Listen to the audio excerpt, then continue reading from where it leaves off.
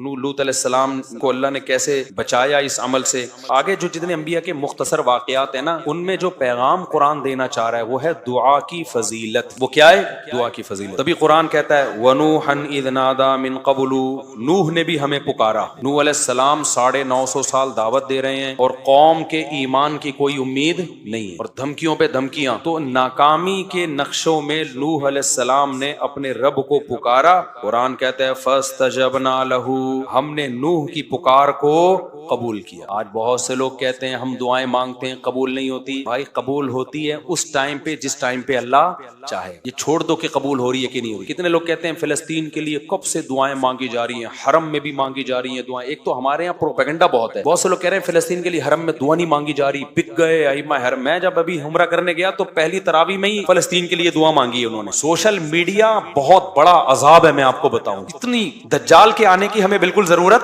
ہے ہی نہیں. جو لمبا پھینکتے رہو نا، بس پھینکتے رہو. میں نے تو یہ فیصلہ کیا ہے جب تک کوئی چیز اپنی آنکھوں سے نہ دیکھ لو نا تبصرہ ہی نہیں کرو. جو اٹھا کے فیس بک پہ جس کا جو ٹھڑک نکالنی ہوتی ہے نکال کے. میں پہلا دن تراویح کا تھا، اسی میں پہلے دن ہی فلسطین کے مظلوموں کے لیے وہ جو تراویح میں دعا وتر میں دعا مانگتے ہیں، پہلے دن ہی دعا مانگی. میں نے کہا لو بھائی، ابھی ہم کل کلپ دیکھ رہے تھے کہ دعائیں فلسطین کو لیے دعا نہیں مانگی جا رہی. تو جو کیا کہہ رہا تھا میں، ہاں لوگ کہتے ہیں اتنے عرصے سے ہم دعائیں مانگ رہے ہیں قبول نہیں ہو رہی. اس چکر میں بہت سے لوگ دعا مانگنا چھوڑ دیتے ہیں. یہ مت کرو. بنی اسرائیل کتنے عرصے سے دعا مانگ رہے تھے، پھر اللہ نے موسیٰ کو بھیجا کلیم اللہ. پھر موسیٰ کے آنے کے بعد حضرت موسیٰ نے بھی دعائیں مانگی ہوں گی راتوں کو اٹھ کے. بنی اسرائیل نے اور مانگی ہوں گی، لیکن ظلم کم ہونے کے بجائے بڑھتا جا رہا. تو کیا موسیٰ علیہ السلام نے دعائیں مانگنا چھوڑ دی ہے بھائی؟ یا موسیٰ اوذینا من قبل ان تأتینا ومن بعد ما جئتنا، اے موسیٰ تیرے آنے سے پہلے بھی ظلم، تیرے آنے کے بعد بھی ظلم، کوئی فائدہ نہیں ہو رہا. حضرت موسیٰ کیا کہہ رہے ہیں؟ بہت مزہ آتا ہے مجھے اس آیت کے پڑھنے میں. بنی اسرائیل نا بڑی قسم پرسی سے حضرت موسیٰ کے پاس آئے. یا موسیٰ اوذینا من قبل ان تأتینا، اے موسیٰ تیرے آنے سے پہلے بھی عذاب میں تھے. ومن بعد ما جئتنا، تو نجات دہندہ بن کے آیا ہے،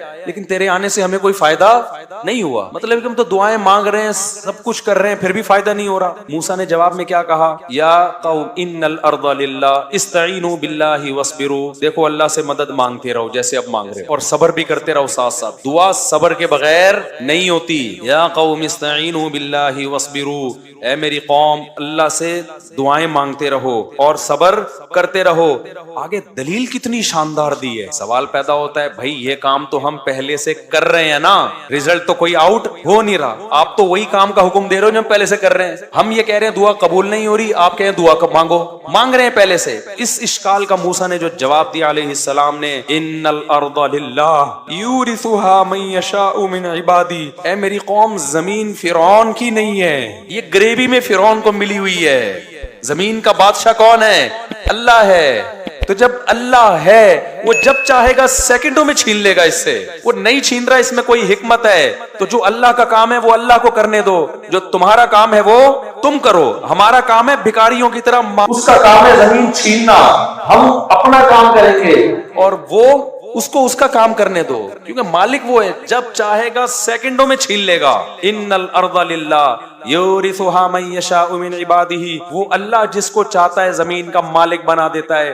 آج فرعون کو بنایا ہوا ہے، اس کا مطلب یہ نہیں کہ حقیقی مالک فرعون ہے. حقیقی مالک فرعون ہوتا پھر ہم مایوس ہوتے نا. حقیقی مالک کون ہے زمین کا؟ اللہ ہے. تو ہمیں مایوسی کی کیا ضرورت ہے بھائی؟ وہ نہیں چھین رہا، کوئی حکمت ہے، ہمیں آزما رہا ہے. وہ جب چاہے گا 2 منٹ میں چھین کے ہمارے حوالے کر دے گا. تبھی تو کیسے 2 منٹ میں چھینا کہ نہیں چھینا؟ آخری دم تک جب تک وہ پانی کے کنارے پہ کھڑے ہوئے تھے نا اور فرعون کا لشکر آ رہا تھا، اس وقت تک فرعون یہ سمجھ رہا تھا زمین کا وارث کون ہے؟ میں ہوں. مصر کا مالک کون ہے؟ میں ہوں. پھر جب پانی میں راستے بنے، بنی اسرائیل پار ہو کے گزر گئے، اس وقت بھی فرعون بھی یہ سمجھ رہا تھا کہ مصر کا مالک کون ہے؟ بولو میں ہوں. جیسے آج اسرائیل سمجھ رہا ہے کہ بیت فلسطین کا مالک کون ہے؟ اسرائیل ہے. فرعون تو اس سے بڑے پاورفل تھا، وہ بھی آخری اینڈ تک یہی سمجھتا رہا کہ زمین کا مالک کون ہے؟ میں ہوں.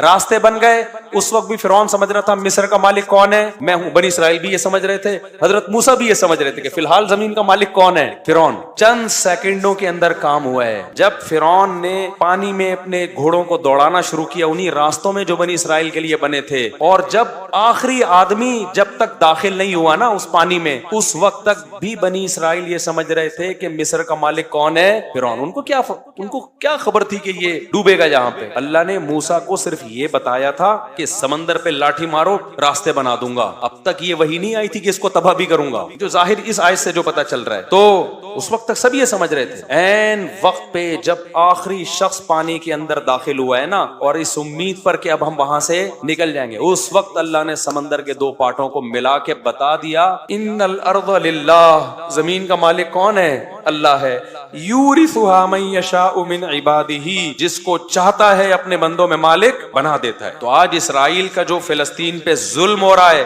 ان فلسطینیوں کے لیے دعا بھی کرو، مدد بھی کرو، جو کر سکتے ہو کرو، لیکن مایوس ہونے کی ضرورت نہیں ہے۔ دعائیں مت چھوڑو، کب سے دعائیں مانگ رہے ہیں قبول نہیں ہو رہی، بھائی ہمارے لیے آزمائش ہے، اسلامی ملکوں کے لیے آزمائش ہے، ان کو تھوڑی چھوڑے گا اللہ، جو ہمارے حکمران جو کچھ کر رہے ہیں ان کو بھی تو آزمائش میں ڈالا ہے نا اللہ نے، یہ کیا کر رہے ہیں۔ لیکن اس کا یہ مطلب نہیں ہے کہ بھائی فلسطین کی سرزمین کا یہودی مالک ہو گیا، اصل مالک کون ہے؟ اللہ ہے، اس نے وقتی طور پر کچھ ظالموں کے حوالے کی ہوئی ہے، تو ہم اپنا کام نہیں چھوڑیں گے، اور جب اللہ نے اپنا کام کرنا ہوگا اس کو صدیاں اور سال نہیں چاہیے، وہ سیکنڈوں کے اندر نقشے کو تبدیل کر دے گا۔ آج بہت بڑا مسئلہ پتہ ہے کیا ہے دینداروں میں؟ وہ دعا سے بہت غافل ہیں، اور بلکہ دعاؤں کا مذاق اڑانا شروع کر دیا ہے۔ ابے یہ مولوی دعاؤں میں لگے رہتے ہیں، ابے یہ دعاؤں سے کیا ہوتا ہے؟ مولویوں نے لوگوں کو دعاؤں میں لگا دیا، نمازوں میں لگا دیا، اور جو ایسی باتیں کر رہے ہوتے ہیں وہ دعائیں بھی نہیں کر رہے ہوتے، یا تو کوئی بڑا تیر مار رہے ہو نا، کوئی تبدیلی کے لیے ایک نیا پیکج لے کر آئے ہوئے ہو، وہ بھی نہیں کر رہے ہوتے، کچھ بھی نہیں کر رہے ہوتے،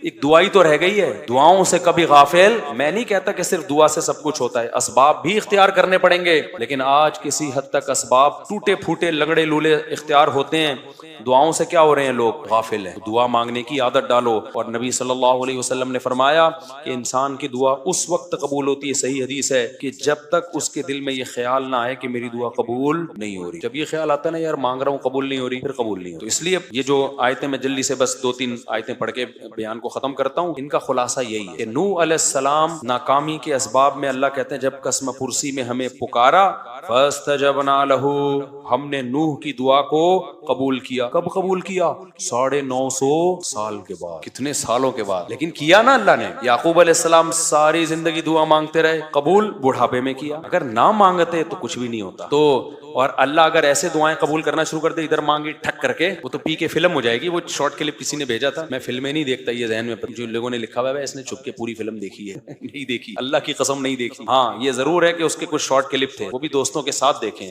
وہ بھی وہ والے کلپ جو بہت ہی خاندانی قسم کے کلپ۔ تو اگر ایسے قبول ہوتی نا، سموسہ مانگ رہا ہے ٹھک کر کے سموسہ رکھ کے چلا گیا، تبھی تو اس نے کہا کہ اگلا ورژن چاہیے، بیٹروا ختم ہو گیا، کیا کہہ رہا تھا وہ بیٹروا۔ اگر اس طرح سے دعائیں قبول ہوتی ہے، اللہ میری فلاں جگہ شادی کرا دے، ٹھک کر کے ہو گئی، تو پھر تو ایمان بالغیب رہتا، ایمان بالغیب، ایمان بالغیب تھوڑی رہتا۔ پھر تو بھائی جو مانگو ٹھک کر کے مل رہا ہے، پھر تو کافر بھی کہتے ہیں یار دعائیں مانگو، بس اللہ نے غیب میں رکھا ہے۔ تبھی دعائیں وہ لوگ مانگتے ہیں جن کا ایمان بالغیب ہوتا ہے، وہ بہت جاندار دعائیں مانگتے ہیں۔ جن کا ایمان بالغیب نہیں ہے، ان کا ہر عبادت میں دل لگتا ہے، دعا میں ان کا دل نہیں لگتا، ان کو لگتا ہے یار یہ ایسے ہی بس جا رہا ہے، وہ نماز پڑھ لے گا، قرآن پڑھ لے گا، دعا نہیں مانگے گا۔ تو اللہ تعالیٰ فرماتے ہیں فاستجبنا لہ، ہم نے ان کی دعا کو قبول کیا، ونصرناہ من القوم الذین کذبوا بآیاتنا، اور جو لوگ ہماری آیات کا انکار کرتے تھے ہم نے نوح کی ان پر مدد کی۔ نوح علیہ السلام کمزور تھے، ہم نے ان کی مدد کی۔ آگے اللہ نے سلیمان اور داؤد علیہ السلام کا تذکرہ کیا کہ ہم نے کیسے کیسے ان کو نوازا۔ پھر اللہ نے ایوب علیہ السلام کا ذکر کیا کہ ایوب علیہ السلام کئی سال بیماریوں میں رہے۔ آج بہت سے لوگ کہتے ہیں ہم اتنی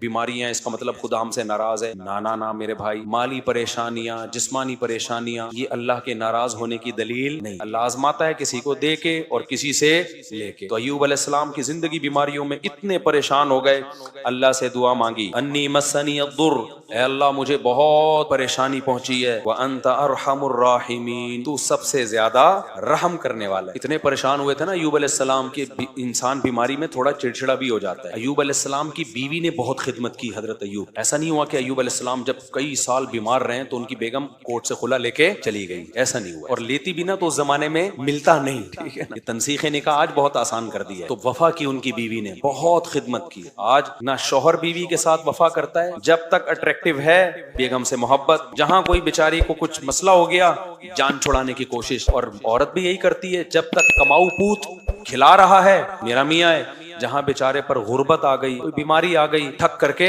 کھلا۔ ابھی ایک صحافی کا، ایک وکیل کا کلپ آیا ہے، اس نے کہا اس وقت جو طلاقیں ہو رہی ہیں نا، طلاقیں، ان میں 70% طلاقوں میں پہل عورتیں کر رہی ہیں۔ یہ جو بعض اسکالر کہتے ہیں نا مرد جلد بازی میں طلاقیں دیتے ہیں، کم ہے ریشو، عورتوں کا جلد بازی میں خلا لینے کا ریشو زیادہ ہے۔ سرکار نے یہ بھی الزام لگایا تھا نا کہ مرد دھڑ دھڑ دھڑ دھڑ جب چاہیں طلاقیں دیتے ہیں، حالانکہ ایسا ہوتا نہیں ہے۔ ایسا ہو رہا ہوتا سارے رنڈوے بیٹھے ہوئے ہوتے ہیں یہاں پہ، طلاقیں بہت ہو رہی ہیں، لیکن برداشت کرنے والے مردوں کا ریشو طلاقیں دینے والے مردوں سے بہت زیادہ ہے، بہت زیادہ ریشو ہے۔ مرد میں اللہ نے برداشت زیادہ رکھی ہے۔ خواتین کو خلا کا جو یک طرفہ خلا کا اختیار دے دیا نا، اس کے نتیجہ میں نہیں، کوئی مولوی نہیں کہہ رہا، ایک وکیل کہہ رہا ہے، وکیل کہہ رہا ہے، لبرل وکیل ہے، وہ کہہ رہا ہے بھائی جو رجسٹرڈ طلاقیں ہیں ان میں 70% کس کی طرف سے ہیں؟ خواتین، کیونکہ برداشت ختم، ذرا سا مسئلہ ہوا ٹھک کر کے عدالت سے خلا لیا، پتلی گلی سے نکلی تو خاندانی نظام گیا تیل لینے، برباد ہو گیا۔ تو ایوب علیہ السلام کی بیوی نے اس بیماری میں ایوب علیہ السلام کی بہت خدمت کی، تھوڑی سی خدمت میں اونچ نیچ ہو گئی، ظاہر انسان بیمار ہوتا ہے غصہ جلدی آتا ہے۔ حضرت ایوب علیہ السلام نے کہا کہ میں ٹھیک ہوا نا تجھے 100 کوڑے ماروں گا، غصے میں، اور قسم اٹھا لی، ٹھیک ہوا نا، کہیں اونچ نیچ ہو گئی ہوگی۔ بعد میں حضرت ایوب کو بڑی ندامت ہوئی کہ یہ تو بڑی وفادار بیوی ہے، لیکن قسم بھی اٹھا چکا ہوں، اب قسم بھی تو اللہ کے نام کی ہوتی ہے نا، تو اب قسم بھی اٹھا لی ہے، قسم توڑنا بھی بہت بڑا جرم ہے، اور بیوی کو کوڑے مارنا بھی اچھا، اتنی اچھی بیوی ہے بھائی۔ تو اللہ نے حضرت ایوب علیہ السلام کو ہیلا بتایا، خذ بیدک ضغثا، دیکھو اللہ کی نظر میں ان کی بیوی کا کتنا بڑا مقام تھا۔ یہ تو ایک جزوی واقعہ ہے، اللہ حضرت ایوب کو بتا دیتا ان کا پرسنل معاملہ ہے، کیا ہیلا بتایا کہ ایک جھاڑو لو جس میں 100 تنکے ہوں، ایک ہی دفعہ میں لگا دو، بس قسم کیا ہو جائے گی، اور بیوی کو بتا دیں گے بھائی بیگم میں مارنا نہیں چاہتا لیکن ایک قسم ہے اس کے کفارے سے بچنے کے لیے۔ تو جب پہلے سے بتا کے یہ سب کچھ کیا جائے تو بیگم کو انسلٹ محسوس نہیں ہوتی۔ تو اللہ نے کہا کہ ایک 100 سیخیں لو اور جگا کے ایک ہی دفعہ یوں کر کے لگا دو، 100 لگ گئے نا، بس ختم، کافی ہے اتنا۔ تو یہ تو پرسنل معاملہ تھا نا حضرت ایوب کا، اللہ نے اس کو قرآن کا حصہ بنا دیا۔ اس سے پتہ چلتا ہے کہ اللہ کو وفادار بیوی اتنی پسند ہے کہ اللہ اپنے پیغمبر کو ہیلا بھی بتا رہے ہیں اور اس کو قرآن کا حصہ بھی بنا رہے ہیں، یہ بتانے کے لیے کہ یہ پروٹوکول ایوب علیہ السلام کی بیوی کو میں نے دیا ہے۔ اور یہ طریقہ بھی بعض دفعہ مفتی ہیلے بتا رہے ہوتے ہیں نا، مفتی جو غلط مفتی بھی ہیلے بتا رہے ہوتے ہیں بعض دفعہ، ابے تو ایسا کر، حلالوں کے ہیلے جیسے بتا رہے ہوتے ہیں، اور بعض دفعہ ہیلے ایسے بتا رہے ہوتے ہیں کہ زکات کے ہیلے، غریب کو دے 1 کروڑ روپے، اس نے لیا مالک بن گیا، اس کے ہدیہ لے لے، جلیبیاں کھا بیٹھ گئے، بھائی ہو گیا نا، بھائی آپ نے اس کو مالک بنایا، زکات ادا ہو گئی، اب اس کی مرضی، جس کو چاہے دے، وہ اپنی خوشی سے اگر آپ کو دے دے تو ہو گیا نا۔ کل ایک بندہ آیا کہہ رہے ہمارے مدرسے کے طلبہ ہیں، زکات لیتے ہیں ہم لوگ، طلبہ کو مالک بنا کے پھر ہم مدرسے کی تعمیر میں لگا سکتے ہیں؟ میں نے کہا نہیں لگا سکتے۔ جب طلبہ کو مالک بنا دیا، زکات تو ادا ہو گئی، میں نے کہا تو تجھے کوئی اتنی بڑی رقم دے اور مالک بنا کے اور پھر واپس لے تو دے کے دکھا واپس، بولے جب میں ہوں تو میں کیوں دوں؟ وہ بچہ کو پتا ہے میں ایویں ڈرامے بازی ہو رہی ہے میرے ساتھ، اس کو ہیلا کہتے ہیں نا، یہ ناجائز ہیلا ہے۔ بچے کو پتا ہے ورنہ 1 لاکھ روپے کسی بچے کو دو، وہ کہے گا میں پاگل ہوں، میں مدرسے کی دیوار میں لگاؤں، میرے بیسیوں مثلا میرا ابا غریب میری اماں غریب، یہ ناجائز ہیلا ہے۔ تو جیسے بعض 2 نمبر قسم کے مفتی غلط ہیلے بتا رہے ہوتے ہیں،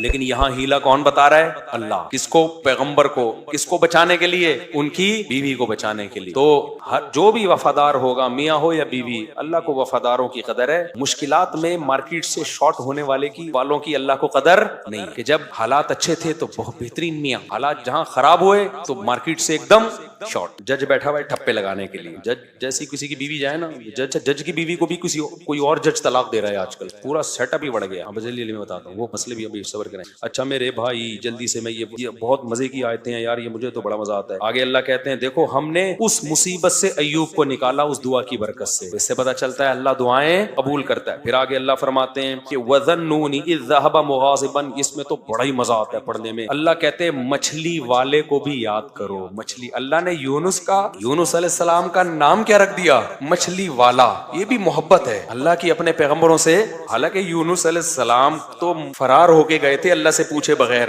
اور مچھلی نے کھا لیا، یہ سب تو بطور سزا کے ہوا ہے، لیکن پتہ چلتا ہے یہ دیکھنے میں سزا تھی، حقیقت میں سزا نہیں تھی۔ ہمارے حضرت اس کو اپنے الفاظ میں بتاتے تھے، یہ محبت کی چٹکی ہے۔ چٹکی کی 2 قسمیں ہوتی ہیں، ایک کسی کو تکلیف دینے کے لیے چٹکی لے جاتی ہے، ایک محبت میں چٹکی لے جاتی ہے۔ چیخیں دونوں میں سیم نکلتی ہیں، کیا خیال؟ چیخیں دونوں میں کیا ہوتی ہیں؟ سیم، لیکن جذبات دونوں میں بالکل ڈیفرنٹ ہوتے ہیں۔ تو اللہ بعض دفعہ پیغمبروں کو سزا بھی دیتے ہیں، تو وہ دیکھنے میں سزا ہوتی ہے، حقیقت میں وہ سزا نہیں ہوتی۔ اب دیکھو یونس علیہ السلام کے ساتھ یہ والا معاملہ نہ ہوتا تو یونس علیہ السلام کا شاید قرآن میں تذکرہ ہی نہ ہوتا، اور آپ کا نام اللہ مچھلی والا رکھتے ہی نہیں، مچھلی والا ہی نام نہ رکھتے۔ یہ ایسے ہے جیسے حضرت علی رضی اللہ تعالیٰ عنہ ایک دفعہ لیٹے ہوئے تھے نا مٹی میں، حضرت فاطمہ سے کچھ ناراضی ہوئی تو آپ چلے گئے، تو کچھ جیسے میاں بیوی میں ہوتی ہے بعض دفعہ، تو کہیں لیٹ گئے جا کے، تو نبی جب گئے نا تو پورے مٹی پہ لیٹے ہوئے تھے نا، مٹی لگی ہوئی تھی، تو حضرت علی کو نبی نے فرمایا ابو تراب، مٹی والا۔ اب یہ لفظ بظاہر توہین ہے، لیکن حضرت علی کو اندازہ ہو گیا، یقین تھا کہ یہ توہین کی نیت سے نہیں ہے، یہ کیا ہے؟ محبت کی۔ تو حضرت علی نے اپنی کنیت ہی ابو تراب بنا لی، مٹی والا۔ تو بعض لفظ بذات خود تعظیم کے نہیں ہوتے، لیکن جب کسی بڑے کی زبان سے نکلتے ہیں تو وہ کیا بن جاتے ہیں؟ وہ تعظیم والے لفظ بن جاتے ہیں۔ اچھا وقت ہمارا بہت ہو گیا ہے، تو یہ حضرت یونس علیہ السلام کا جو ہے نا ہم انشاءاللہ کل پڑھیں گے۔ یونس علیہ السلام کا ہے، آگے اللہ نے زکریا علیہ السلام کا، ان سب کا حاصل یہی ہے کہ سب مشکلات میں تھے اور کس کو پکارا انہوں نے؟ اللہ۔ ان میں کوئی کسی عامل کے پاس نہیں گیا، پھونکو والی سرکار کے پاس نہیں گیا، کوئی کسی مزار پہ بولو نہیں گیا، کسی نے یہ نہیں کہا کہ اتنے سال ہو گئے مانگتے ہوئے۔ نوح علیہ السلام نے کہا 950 سال سے مانگ رہا ہوں، دعا تو قبول ہوتی نہیں۔ اب چھوڑو یہ ایسے ہی باتیں۔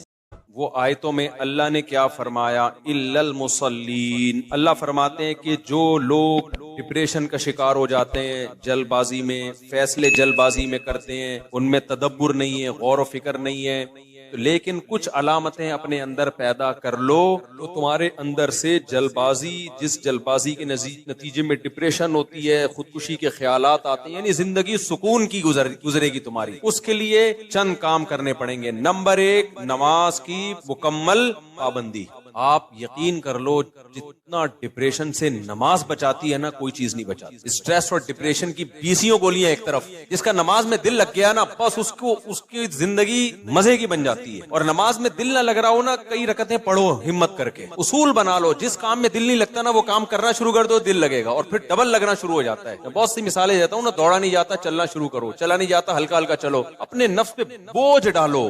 دیکھو یہ ٹینشن سے بچنا ایسی چیز ہے، جو ٹینشن سے دور بھاگتا ہے نا، ٹینشن اس کے پیچھے آتی ہے، اور جو ٹینشنیں پالتا ہے وہ ہمیشہ ٹینشن فری زندگی گزارتا ہے۔ وہ ٹینشن ہے جو جائز ٹینشن ہے، جو صحت کے لیے مفید ٹینشن ہے، ان کی بات کر رہا ہوں۔ تو جو لوگ آپ نے دیکھا ہوگا محنتی ہوتے ہیں، سارا دن کام کاج میں مشغول رہتے ہیں، وہ خوش ہوتے ہیں، ہے یا نہیں؟ گھروں میں جو دو طرح کی خواتین ہوتی ہیں، ایک پھوڑ، نہ کام نہ کاج، کچن گندا پڑا ہوا ہے، واش روم پیمپر بچے کے اتارے یوں پھینک دیے۔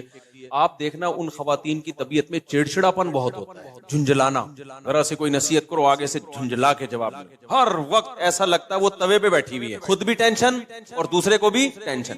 لیکن آپ نے دیکھا گھروں میں جو خواتین بہت محنتی ہوتی ہیں، بچوں کی کیئر، شوہر کی مرضی کا خیال، گھر کو صاف ستھرا رکھنا، ہر وقت وہ خوش ہوتی ہیں۔ مردوں میں بھی ایسا ہی ہے، جتنے لڑکے آپ کے پوستی ہیں گھر کے اندر پڑے ہوئے کچھ نہیں کر رہے، ایسا لگے گا جیسے وہ توے پہ بیٹھے ہوئے ہیں۔ باپ کوئی نصیحت کرتا ہے ایک دم کیا ہو جاتے ہیں، وہ ہائپر ہو جاتے ہیں۔ آپ لوگوں نے خود بھی نوٹ کیا ہے نا یہ بات۔ وجہ کیا ہے کہ جو آدمی کام کاج کی ٹینشن نہیں لیتا نا، تو اللہ اس کو اسٹریس میں ڈال دیتے ہیں۔ جو محنت کے کام نہیں کرتا اسٹریس میں ڈال دیتے ہیں، ہر وقت ٹینشن ہے، چڑچڑاپن پیدا ہوتا ہے۔ اور جو محنتی ہوتے ہیں صبح اٹھے ٹھک ٹھک ٹھک اپنے کام نمٹائے۔ میں اپنا بتا دوں، جس دن میں کوئی ٹاسک پوری کرتا ہوں کہ مجھے خیال ہوتا ہے آج میں نے یہ کام نمٹانا ہے، تو وہ نمٹا دیتا ہوں، خدا کی قسم ایسا سکون ملتا ہے نا کہ بیان نہیں کیا جا سکتا۔ آپ بھی کر کے دیکھ لو، آپ ایک اسکیجول بناؤ کہ آج دن میں نے یہ سارے کام کرنے اور مغرب تک میں ان کاموں سے فارغ ہو جاؤں گا۔ دیکھو آپ کام کرنے کے بعد جب فراغت ہوگی آپ کو ایسا سکون ملے گا کہ آپ کو سکون کے لیے کسی ٹیبلٹ کی ضرورت نہیں رہے گی۔ آج کل ڈپریشن اور اسٹریس کی جو بیماریاں پھیل رہی ہیں، اس کی ایک بہت بڑی وجہ بیکاری۔ بس ہر آدمی چاہتا ہے میں لائف کو انجوائے کروں، یوں کر کے بیٹھا رہوں،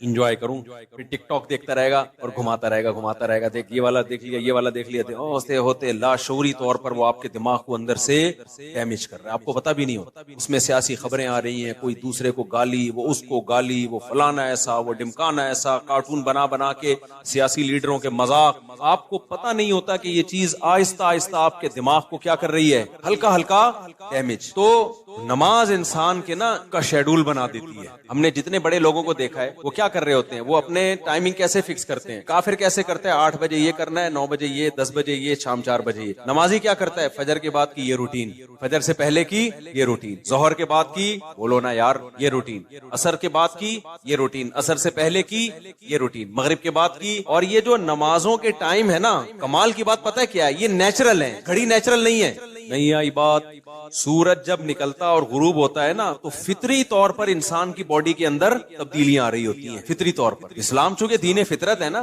تو اس نے اوقات بھی کیسے رکھے ہیں، نیچر کے حساب سے رکھے ہیں۔ تو نمازوں کے حساب سے اپنے آپ کو فٹ کرو گے زیادہ سکون رہے گا، کیونکہ دن کی روشنی میں انسان کا مزاج الگ طریقے سے کام کر رہا ہوتا ہے، رات کے اندھیرے میں الگ طریقے سے ہوتا ہے۔ تو اللہ نے کیا فرمایا کہ الا المصلین الذین هم علی صلاتہم دائمون، یہ لوگ نمازوں میں پابندی کرتے ہیں۔ تو آج سے عزم کرو کسی قیمت پہ بھی نماز انشاءاللہ ضائع نہیں کریں گے۔ اور سب سے زیادہ سکون اللہ نے فجر کی نماز میں رکھا ہے۔ تھوڑی سی ٹینشن ہے بھائی اٹھا لو، لیکن پڑھ کے جب سلام پھیرو گے نا آپ کو لگے گا یار آج تو ہٹو بچو ہو گیا۔ ہمارے ایک دوست تھے، نمازی تھے لیکن اڑاتے بھی بہت تھے نماز، ہے نا۔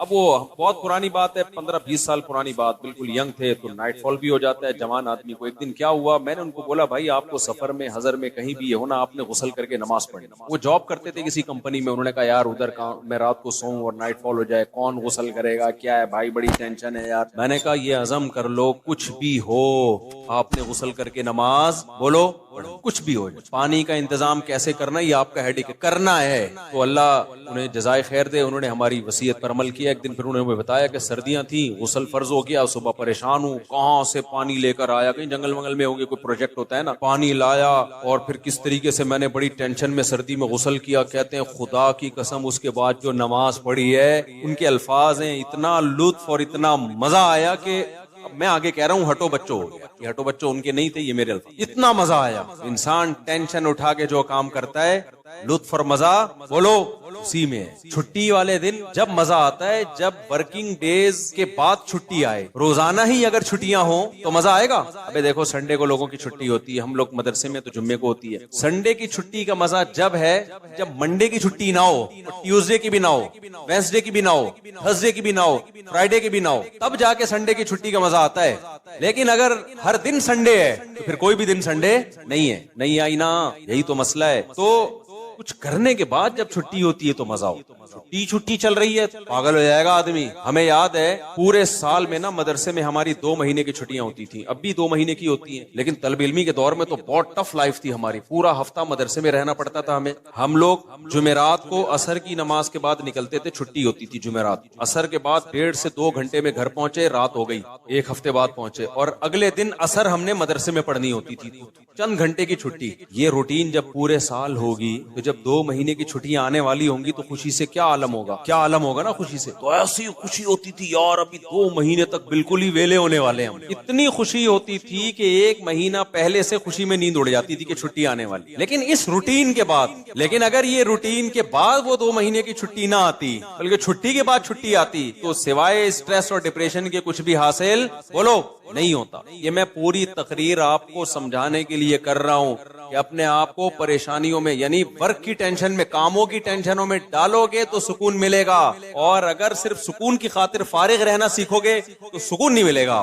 سکون ہمیشہ کام کے لوگوں کو ملتا ہے، خوش رہتے ہیں، بھاگتے دوڑتے لوگ ہمیشہ خوش رہتے ہیں، اور جو پڑے ہوئے ادھر گٹر کے ڈھکن پہ بیٹھ گئے گپے مارنا شروع کر دی جیسے کراچی کے لونڈے لپاڑے کرتے ہیں، یہی ہو رہا ہے۔ بیٹھے تو اٹھ ہی نہیں رہے، نہ نماز کے ٹائم پہ اٹھ کے جا رہے ہیں، کچھ بھی نہیں، بیٹھے ہیں آپ کیا کر رہے ہیں، پان سے ایک پیک نکال کے ادھر پھینکی، پھر اٹھ کے گھر گیا، وہاں تھوڑی سی ابا سے صلواتیں سنی، سو رہا ہے تو پھر ٹک ٹاک پہ لگ گیا، لگے پوری رات گزر گئی، پھر اپنی مرضی سے سو گیا، پھر اٹھ گیا، پھر جب سوتے سوتے تھک گیا تو اٹھ گیا، تھک گیا تو کیا ہو گیا، اٹھ گیا۔ اب کیا کریں، وہی کریں جو کل کیا تھا، دوبارہ سے اسی ڈھکن پہ جا کے بیٹھو، ہو سکتا ہے 2-4 بے وقوف ابھی بھی وہیں بیٹھے ہوئے ہو، پھر دوبارہ ڈھکن پہ جا کے، گٹر کے ڈھکن تو جو چوری ہونے سے بچ گئے ہیں نا وہ یہی والے ڈھکن ہیں جن پہ لوگ آ کے بیٹھتے ہیں، باقی تو سارے چوری ہو گئے۔ اب حضرت مفتی تقی عثمانی صاحب کی عمر ماشاءاللہ کافی ہو گئی ہے، لیکن صحت عمر کے لحاظ سے بہت اچھی، حالانکہ اتنی بزی اور اتنی ٹف لائف گزاری ہے انہوں نے، 8 گھنٹے مطالعہ کا معمول رہا ہے ایک دور میں، لیکن ہم جب بھی حضرت سے ملتے ہیں حضرت خوش طبع ہیں، تو حضرت بہت خوش مزاج ہیں، حالانکہ اتنا مصروف آدمی تو دیکھنے میں لگتا ہے خوش مزاج ہو ہی نہیں سکتا۔ جتنے میں نے دیکھے نا مصروف، میرے شیخ حضرت مفتی رشید احمد صاحب بہت بزی رہتے تھے، حضرت تو اتنے بزی تھے، حضرت فرماتے تھے کہ اپنی زندگی کا شیڈول ایسا بنانا چاہیے کہ ایک بوتل میں پانی بھرا ہوا ہے، بوتل میں کیا ہے، پانی بھرا، اور ڈھکن لگا دیا آپ نے، اب اس میں ایک قطرہ پانی جب جائے گا جب پرانا ایک قطرہ نکلے گا، بات سمجھ میں آ رہی ہے، ایک قطرے کی بھی جگہ نہیں ہے، ایک قطرہ جب اس میں جائے گا جب ایک قطرہ پہلے سے اس میں نکالا جائے گا۔ تو فرمایا اگر یہ قطرہ زیادہ قیمتی ہے تو پرانے قطرے کو نکالو، اس قطرے کو ڈالو، یہ قطرہ پرانے قطرے سے زیادہ قیمتی نہیں ہے تو اسی کو رہنے دو، لیکن ہوگا ریپلیس ہی ہوگا، نیا آئے گا پرانا نکلے گا۔ فرماتے تھے کہ اپنے زندگی اپنے جو 24 گھنٹے کے اوقات کو اس طرح سے بوتل میں پانی کی طرح بھر دو کہ اب آپ کوئی اگر کام کرنا چاہتے ہو تو پرانا کوئی کام ڈسٹرب ہوگا تو پھر نیا کام ہوگا. نہیں آئی بات میرا خیال. جیسے ابھی جو روٹین چل رہی ہے نا پبلک کی, وہی کیا چل رہی ہے, کوئی بھی نیا کام کرنا چاہیں تو کر سکتے ہیں کیونکہ پرانا کوئی کام کوئی کر ہی نہیں رہے. 10 کام مزید شروع کر سکتے ہیں کیونکہ فارغ ہی فارغ ہیں. جبکہ ہمارے حضرت کا کیا تھا کہ حضرت نے اگر کوئی نیا کام کرنا ہے نا, کوئی بھی, جیسے کسی کتاب کا مطالعہ کرنا ہے, تو پہلے سے جو کام ہو رہا ہے نا اس کا ناغہ کرنا پڑے گا. تو پھر اس میں کمپیئر کیا جائے گا کہ پرانا کام زیادہ قیمتی ہے یا نیا کام. یعنی کاموں کا حرج تو ہوگا کیونکہ 24 گھنٹے مصروف ہیں تو کام کا حرج تو ہوگا, لہذا اب نئے کام کے لیے ٹائم نہیں ہے. نیا کام اس میں جب داخل ہوگا جب نیا پرانے سے بھی زیادہ امپورٹنٹ ہوگا. مثال کے طور پر 24 گھنٹے آپ کا ایک اسکیجول ہے, ایک شیڈول ہے. اب نیا کام کیا ہے, آپ کی بچی بیمار ہے, ایمرجنسی میں ہاسپٹل لے کے جانا ہے, لیکن آپ کا وہ مطالعے کا ٹائم ہے یا ورزش کا ٹائم ہے یا اور کوئی بزی یا اس جاب کا ٹائم ہے. تو اب آپ کیا کرو گے بھائی, نقصان تو ہوگا, آفس کا ناغہ ہوگا, ناغہ تو ہوگا, لیکن اب یہ کام ان تمام کاموں سے زیادہ اہم. بچی کی جان تو بچانی ہے نا, یا اپنی جان ہو یا بچی کی جان ہو. تو اس طرح سے ہونا چاہیے. آپ کہہ سکتے ہیں لو بھائی یہ تو زندگی کا مزہ ہی کرکرا ہو جائے گا, 24 گھنٹے اپنے آپ کو ایسا بزی بنا کے رکھو, یہ تو انسان نہیں, یہ تو گدھا ہو گیا نا. میں سمجھا پا رہا ہوں اپنی بات جو میں بیان کر رہا ہوں, مجھے لگ رہا ہے آپ چہروں سے ایسا لگ رہا ہے کہ شاید میں سمجھا نہیں پا رہا. بھائی آپ کہیں گے کہ ہمیں اپنے آپ کو خوش رہنے کے لیے, شریعت پہ چلنے کے لیے 24 گھنٹے ہمیں اپنے آپ کو کیا رکھنا ہے, بزی رکھنا ہے. تو یہ تو انسان نہیں, یہ کیا ہو گیا بھائی, گدھا. تو گٹر کا ڈھکن کہاں گیا اس میں, زندگی کے مزہ ہی کرکرے ہو گئے. دیکھو 24 گھنٹے بزی رکھنے کا مطلب یہ نہیں ہے کہ مطالعے میں, پڑھائی میں اور ہر وقت ایسے کاموں میں جس سے تھکاوٹ ہی ہو, بلکہ اس میں تفریح بھی, وہ بھی ضروری کاموں میں داخل ہے. دوستوں سے کبھی کبھار بیٹھ کے گپ شپ بھی ان ضروری کاموں میں, کیونکہ دماغ کو فریش رکھنے کے لیے ضروری ہے کہ کبھی کبھار گٹر کے ڈھکن پہ جا کے بیٹھا کرے, تھوڑا ابے تبے کے ماحول میں دوست احباب سے بات چیت کر لیا کرے, تھوڑا سا ریلیکس رہے گا اور سوسائٹی میں ان رہے گا. کیونکہ جو بالکل سوسائٹی سے کٹ کے بالکل ہی پپو بن جاتے ہیں نا, وہ دنیا میں کسی کام کے نہیں رہتے, وہ کسی کام کے نہیں رہتے دنیا میں. لیکن اس کا ایک ٹائم ہو. میں اپنے دوستوں میں ایسے لوگوں کو جانتا ہوں, ہمارے ساتھ گپ شپ تھی ان کی گپ شپ بھی ٹائم سے ہوتی تھی. اس وقت وہ ہم آج وہ بہت بڑے عہدوں پہ پہنچے ہوئے ہیں. چند دن پہلے ایک کا فون بھی آیا کہ آپ وہی طارق مسعود ہو جو ہمارے ساتھ کھیلا کرتے تھے, گپ شپ تھی. میں نے کہا آج کل کیا وہ بہت بڑا آفیسر بن چکا ہے, وہ نام نہیں بتاؤں گا میں, بہت بڑی فلم بن گیا بھائی وہ. لیکن اس کی روٹین کیا تھی مجھے یاد ہے. اس کی روٹین یہ تھی کہ بیٹھے ہیں نا دوست احباب تھڑے پر, چل رہا ہے, ٹائم دیکھا یار 1 گھنٹہ ہو گیا بس, یا آدھا گھنٹہ ہو گیا, کہتے میرا اسٹڈی ٹائم شروع ہو گیا. اتنے نیک بچے کراچی میں پائے نہیں جاتے, لیکن وہ تھا. یہ بات کر رہا ہوں جب ہم 16-17 سال کے تھے, اس وقت گپے مار رہے ہیں. ایسے بھی نہیں ہے کہ گپ شپ ہی نہ ہو دوستوں کے ساتھ, یہ بھی نہیں ہے. اور یہ بھی نہیں ہے کہ بیٹھے ہیں تو بیٹھے ہی ہیں, نا. اس نے ٹائم ایک بنایا ہوا تھا, گھر کا ماحول ایسا تھا نا, تو اب آ کے بیٹھے ابھی گپ شپ شروع کر دیا. اور بھائی ہاں ہی باتیں, کرکٹ ہم ساتھ کھیلا کرتے تھے, کرکٹ کی باتیں چل رہی ہیں, گپ شپ ہو رہی ہے. یار میرا اسٹڈی ٹائم شروع ہو رہا ہے, میں جا رہا ہوں. ہم کہتے تھے یار عجیب انسان ہے بھائی, اتنا نیک آدمی. تو یہ ہے کہ یہ نہیں کہ آپ نے دوستوں کی محفلیں بالکل چھوڑ دی, گپ شپ بالکل چھوڑ دی, کھیل کود بالکل چھوڑ دیا, لیکن اس کو بھی اپنے شیڈول کا حصہ بنانا ہے. اس کو بھی جتنا ٹائم بنتا ہے اتنا دینا ہے. اب ہو یہ رہا ہے کہ کوئی پلاننگ نہیں ہے, کوئی روٹین نہیں ہے, تو ہم اپنی زندگی اپنی مرضی سے نہیں چلا رہے, ہمیں کوئی اور چلا رہا ہے. اور پتہ ہے کون ہے, اس کو پیار سے شیطان کہا جاتا ہے. ہمیں کون چلا رہا ہے, شیطان بتاتا ہے اب اڑ جا, کیونکہ سو کے اب تو تھک گیا ہے, تو ہم کہتے ہیں چلو بھائی اب اڑ جاتے ہیں. شیطان بتاتا ہے کہ دوبارہ سو جا. اتوار کو لوگ کیا کرتے ہیں چھٹی والے دن, 12 بجے سو کے اٹھیں گے, اس کے بعد حلوہ پوری, وہ نہیں رش ہوتا, اتنا بھاری بھرکم ناشتہ کریں گے کہ آدھے گھنٹے بعد دوبارہ سے غنودگی شروع. لہذا دوبارہ شیطان کیا کہتا ہے, اب دوبارہ کیا بنتا ہے, سونا بنتا ہے. دوبارہ سو گئے, سارا دن سوئے, ساری رات سوئے. تو میرے بھائی خوش رہنا چاہتے ہو نا, تو اپنی روٹین بناؤ اور روٹین کو اپنے تابع رکھو, نہ یہ کہ آپ شیطان کے تابع بن جاؤ. بار بار میں ایک مثال دیتا ہوں, گھوڑے کی لگام اگر آپ کے ہاتھ میں ہوگی تو گھوڑا آپ کی مرضی سے سفر کرے گا. ابھی ہو یہ رہا ہے کہ ہم نے اپنی لگام گھوڑے کے ہاتھ میں پکڑا دی ہے, گھوڑا ہمیں بتاتا ہے کہ تو نے ادھر جانا ہے. بڑے لوگوں کی ایک بڑی زبردست بات ہے کہ اگر آپ کی زندگی گزارنے کی اپنی کوئی پلاننگ نہیں ہوگی تو آپ کسی دوسرے کی پلاننگ کا حصہ بن جاؤ. دیکھو یہ چرسی ہیروئنچی ہے نا, ان کی اپنی کوئی پلاننگ نہیں ہوتی زندگی گزارنے کی, یہ ہوتی ہے اگر انہوں نے پلاننگ سے اوقات طے کیے ہوتے کہ ہم نے یہ کرنا ہے، صبح اٹھ کے یہ کرنا ہے، دوپہر یہ کرنا ہے، شام کو یہ کرنا ہے، اپنی پلاننگ ہوتی تو چرس پیتے ہی ہے؟ کیا ہو گیا بھائی، وہ تو نہیں پیتے، اپنی کوئی پلاننگ نہیں تھی، ایم ہی اٹھ کے ایک دن نکلے، ایک دوست نے چرس پکڑائی، تو اب یہ کس کی پلاننگ کا حصہ بن گئے؟ چرس اور ہیروئن کے جو اسمگلر ہے نا، ان کی پلاننگ تھی ہم نے پیسہ کمانا ہے، تو وہ کروڑ پتی بن گئے، کیونکہ ان کی کوئی پلاننگ نہیں تھی، تو یہ لوگ ان کی پلاننگ کا حصہ بن کے انہوں نے اپنا بیڑا غرق کر دیا، ان کو ارب پتی بنا دیا۔ ہر دفعہ ایسا ہی ہوتا ہے، آپ کی اپنی پلاننگ نہیں ہے کہ میں نے کتنی دیر فیس بک پہ بیٹھنا ہے، کتنی دیر یوٹیوب پہ بیٹھنا ہے، بس آپ نے بیٹھ گئے تو کوئی پلاننگ نہیں ہے، تو آپ دیکھتے جا رہے ہو، دماغ آپ کا خراب ہو رہا ہے، یہ اس نے اس کو گالی دی، اس نے 80 لیٹر کا کارٹون بنا دیا، اپنی کوئی پلاننگ نہیں ہے کہ میں نے دیکھنا کون سا چینل ہے، کتنی دیر دیکھنا ہے، معلوماتی چینل دیکھنا ہے، ادھر ادھر دائیں بائیں چیزیں میں نے نہیں دیکھنی، نیوز بھی ایک حد تک دیکھنی ہے، بس اتنی کافی ہے ہمارے لیے آج کی تاریخ میں، یہ تھوڑی کہ نیوز ہی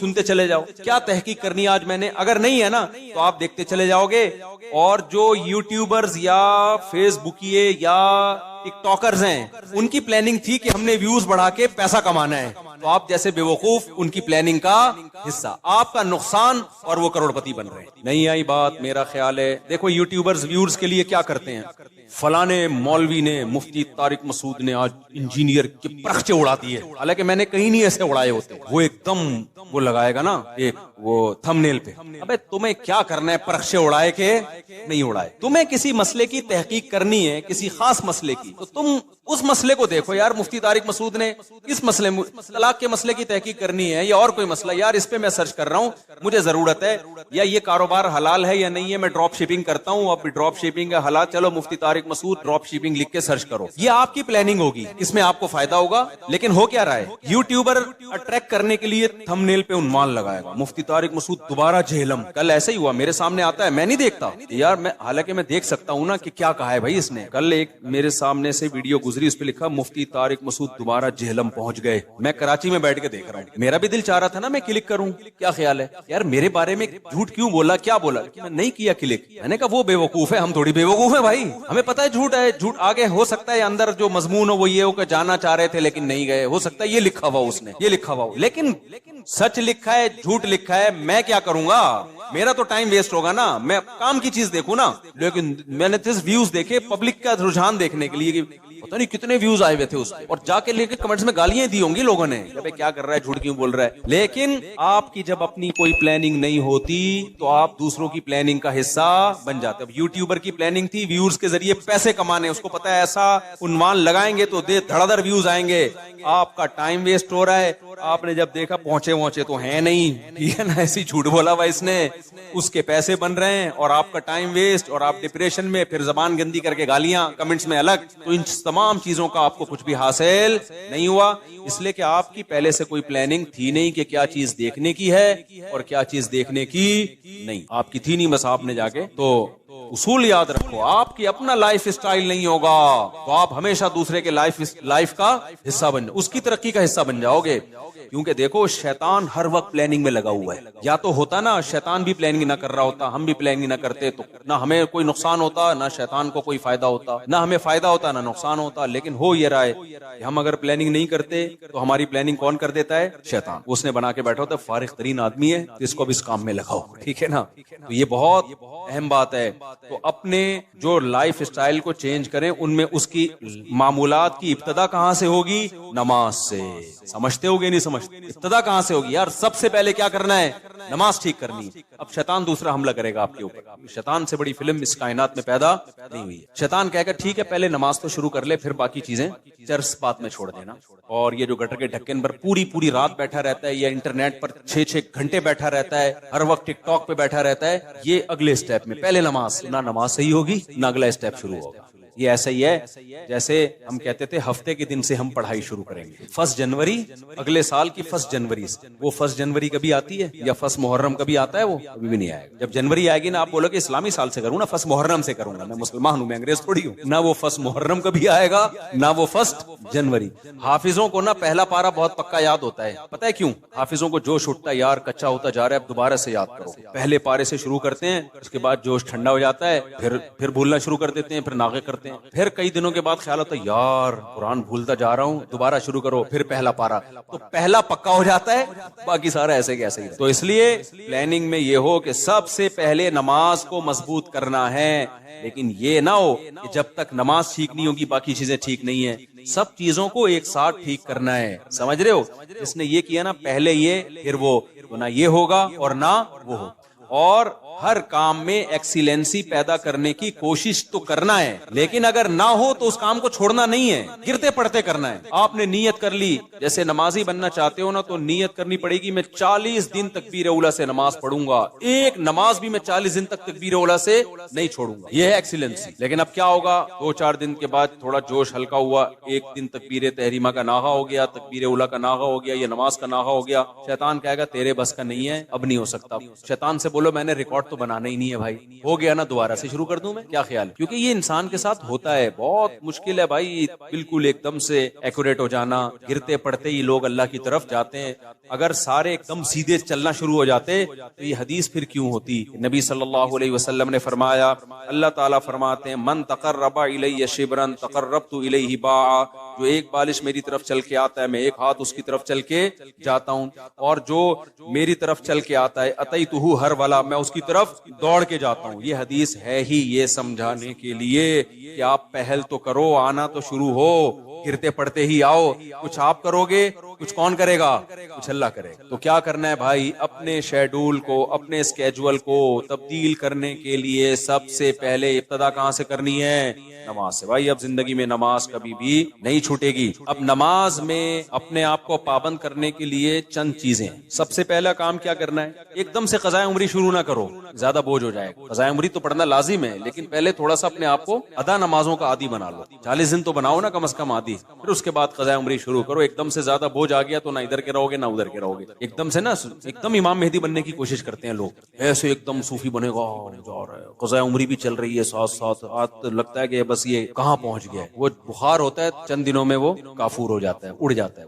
تو نماز کا عادی بنانے کے لیے کرنا کیا ہے, اپنے اوپر کوئی جرمانہ رکھنا, سزا رکھنا. بھائی مجھ سے اگر فجر کی نماز چھوٹ گئی تو اس دن ناشتہ بولو نہیں, ناشتہ اسی دن ہوگا جس دن فجر کی نماز ہوگی. سزا دو اپنے آپ کو. حکیم اختر صاحب رحمہ اللہ تعالیٰ فرمایا کرتے تھے, یہ کتنی بڑی بے غیرتی ہے کہ اللہ نے کہا تھا نماز پڑھو فجر کی, آپ اللہ کا حکم آپ سے اتنا سا پورا نہیں ہوا اور صبح پراٹھے کھانے کے لیے ناشتے پہ بیٹھ جاتے. کتنی بڑی بے غیرتی ہے نا, کہ اللہ کی نعمتوں سے تو پھوڑنے کے لیے آ جاتے ہیں, بس جو اللہ نے کام لگایا وہ ہو نہیں رہا. تو غیرت کا تقاضا بھی ہے, فجر گئی تو ناشتہ بھی کیا. اللہ اب ہمارے منہ سے تو نوالا اترے گا نہیں. کتنا مزہ آتا ہے صبح ناشتہ کرنے میں نا, آپ کو نہیں آتا, مجھے تو بہت آتا ہے. خیر کتنا لطف ملتا ہے جب بھوک لگ رہی ہو اور انسان مزے کا ناشتہ کرے. تو یہ اللہ ہم سے کام بہت کم لیتا ہے, نعمتیں ہمیں بہت زیادہ دیتا ہے. اور اس فجر پڑھنے میں بھی ہمارا ہی فائدہ ہے, سکون ہمیں ہی مل رہا ہے, صحت بھی اچھی ہوتی ہے, جلدی اٹھنے میں آکسیجن ملتی ہے.